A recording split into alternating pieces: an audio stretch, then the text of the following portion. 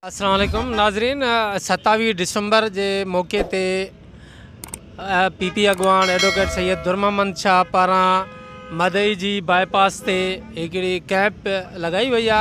अचो तो camp in charge Imamdin बिरोई साहब सां ॻाल्हि ॿोल कयूं। इमामदीन साहब इतने कैंप में का रौनक ना है, को जेको आहे को आवाज़, को खड़को, को मानी, को चांहि, न को माण्हू, सिंपल कैंप लगल आहे, छो भला? बिस्मिल्लाहिर्रहमानिर्रहीम। साईं कैंप में बिल्कुल अर्शे आहे। कुछ टाइम थी वियो आहे, कुछ भाइड़ा जेको आहे सो हलिया बि विया आहिनि हिन ते 27 दिसंबर प्रोग्राम में।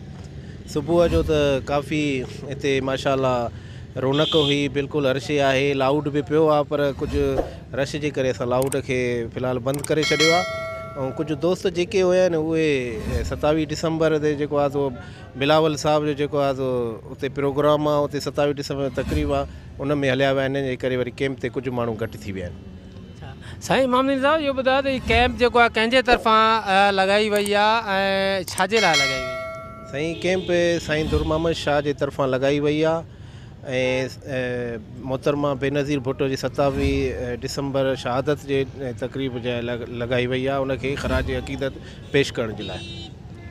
इहो इमामदीन साहब इहो ॿुधायो त माज़ीअ में कॾहिं चूंकि साईं एडवोकेट दुर्ममन शाह खे पीपी जॉइन कंदे कई साल गुज़री विया आहिनि, त ही पहिरियों दफ़ो साईं दुर्ममन शाह जेका कैंप जो जेको आहे इनकाद कयो आहे, कैंप लगाई आहे, इन जी छा वजह? माज़ीअ में ॿियनि धुरनि पारां बि हिते कैंपूं लगाई वेंदियूं, जॾहिं त मदई जी में का ॿियनि जी कैंप नज़र नथी अचे। इहा वाहिद कैंप आहे जेका दुर्ममन शाह पारां लगाई वई आहे।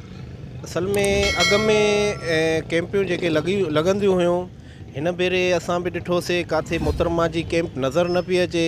इन जे करे साईं दुर्ममन शाह जे शार्ट नोटिस ते असां जल्दी कैंप हईंसीं। इंशाअल्लाह असांखे मज़ो बि अचे पियो हिते।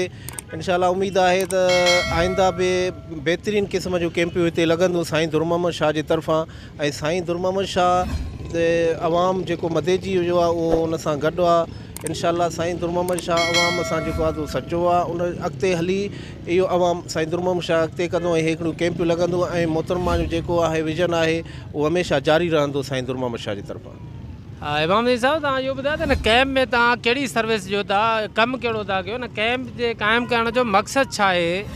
मक़सदु इहो आहे त हिते चौंक आहे, हिते जेके माण्हू वेठा आहिनि उहे जेके काफ़िलो अचे थो उन्हनि खे सही रस्तो बि ॾेखारियूं था। उन खां अलावा उन्हनि खे हौसला अफ़ज़ाई बि ॾियूं था ऐं कंहिंखे कंहिंजी ज़रूरत पए थी, कोई अचे थो जेको आहे पाणी घुरे थो या ॿी का शइ, उनखे असां उहा मुहैया कयूं था।